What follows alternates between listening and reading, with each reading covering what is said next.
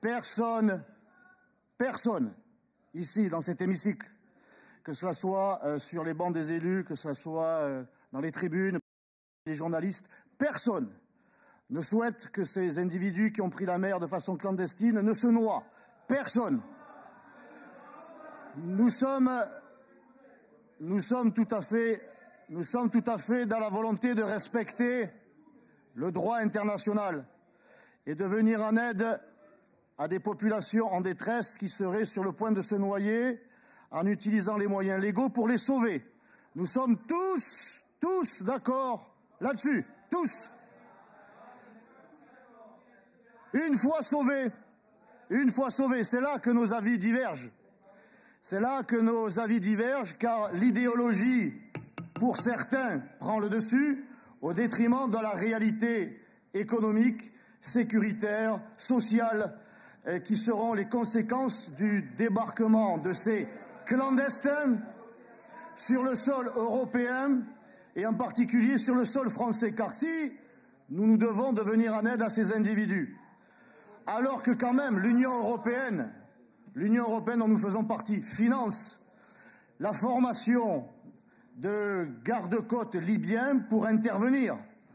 Et s'il y a encore des bateaux clandestins qui réussissent à prendre la mer, c'est évidemment en raison d'un système de passeurs, de mafieux, d'exploitation de la misère qui passe entre les mailles du filet, sachant pertinemment qu'il y a ces bateaux qui attendent pour les récupérer.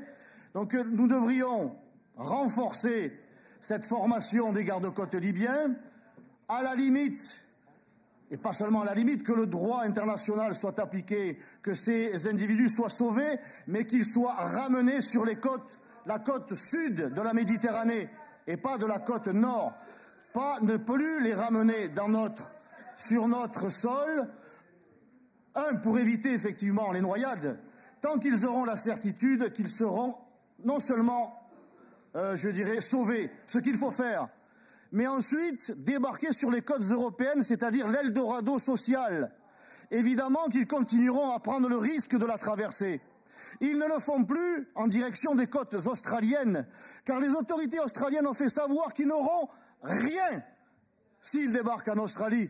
Et du coup, il n'y a plus de tentatives et il n'y a plus de noyades. Tant que nous enverrons le signal de l'aide permanente sociale, nous serons obligés de venir en aide à ces réfugiés qui, quand même, je tiens quand même à le souligner, sont pour la plupart des jeunes gens, à 80% des hommes, entre 20 et 40 ans, dans la force de l'âge, et qui quittent un pays en guerre. Mais quand on a son pays qui est en guerre, eh bien la guerre, on l'a fait.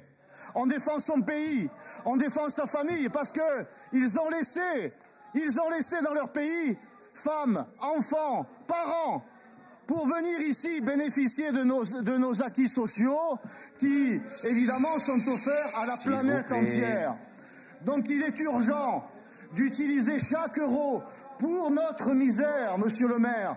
Il y a à Marseille un quart des Marseillais qui vivent en dessous du seuil de pauvreté. Ce sont des arrondissements entiers qui ressemblent désormais à un véritable tiers-monde. L'argent des Marseillais doit rester aux Marseillais. Un point, c'est tout, c'est aussi simple que ça.